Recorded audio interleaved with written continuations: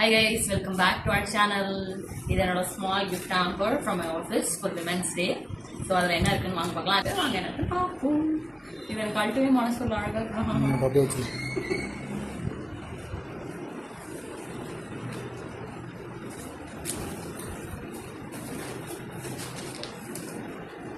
It's a face mask sheet. Right on. Crunchy.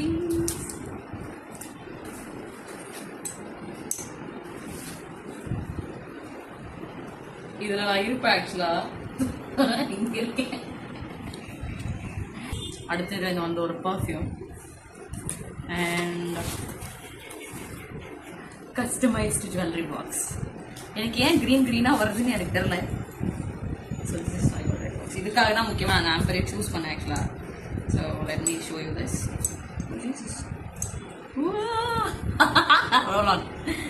Right.